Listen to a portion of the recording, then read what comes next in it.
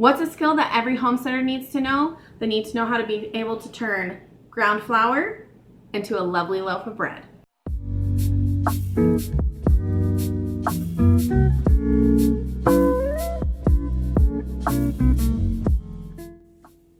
We're going to start out with mixing in 2 cups of the whole wheat flour that we ground down in our last video. Check above for a link to that. Then we're going to add 1/2 cup of all-purpose flour, or you can use a bread flour, 2 teaspoons of yeast, 1 cup of warm milk,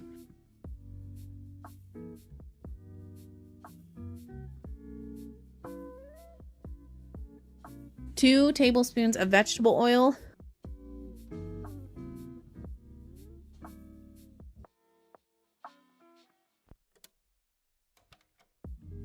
1 egg,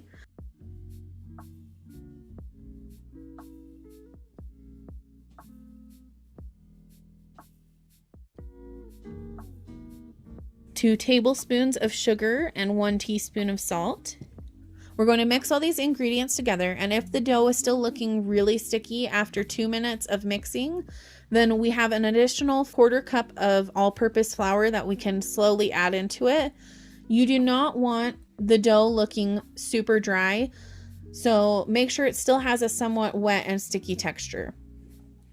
After our 2 minutes was up, my dough looked pretty much good at that point, so I didn't worry about adding any more flour after the 2 minutes. After the 2 minutes is up, I'll remove the dough from the bowl and I will put it onto the countertop, which is clean and has had oil added to it to prevent the dough from sticking. You want to avoid adding too much flour to your dough at this point. That's why I prefer to use oil. The more flour you add, the drier and denser your bread will turn out to be. The recipe I have says to, at this point, turn or knead your dough 50 times by hand.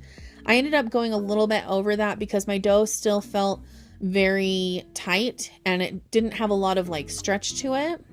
But really it just kind of goes by how your dough turns out. Fluffy bread. Yeah, fluffy bread. Okay, squish. Squish, squish. Thank you. Thank you. Squish, squish. No, Mommy's turn. My turn.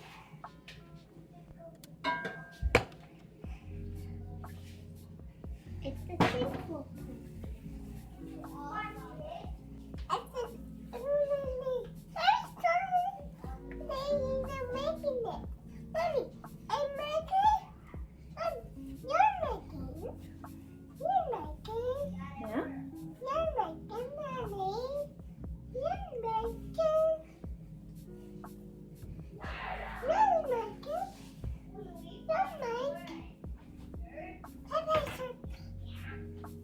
Thank you. And Yeah, it's messy, huh? it's messy. It's squishy. It's squishy. I fold it, Mommy. Mommy's turn. You want to squish it again? Squish it. Oh, thank you. Okay, watch out.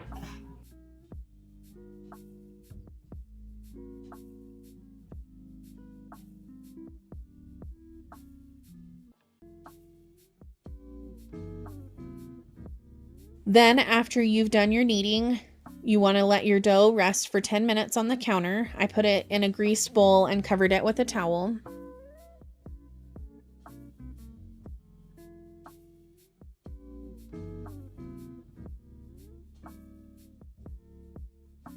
Now that the 10 minutes are up, we're going to pull the dough out. We're going to pat it down just a little bit. We're not super working out the air bubbles in it, but just a little bit. Press it down, kind of flatten it out into a rectangle.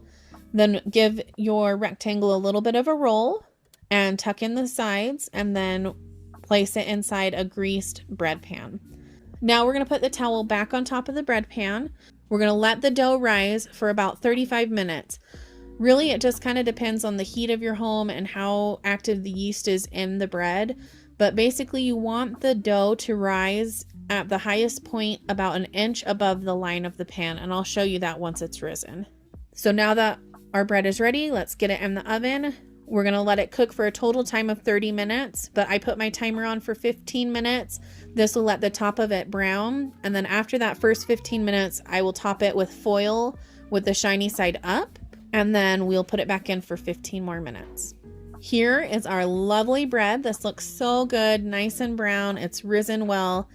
I let my bread sit for a couple minutes in the pan on the counter. Try not to forget about it. And then I take it out and I put it on a cooling rack to cool down. Let your bread cool before you start slicing into it. If you cut into a really warm or hot loaf of bread, it is more likely to crush and get kind of squished down in the top. And now we have bread that we know what's in it, we know it's healthy, and it's a great skill to have for any homesteader.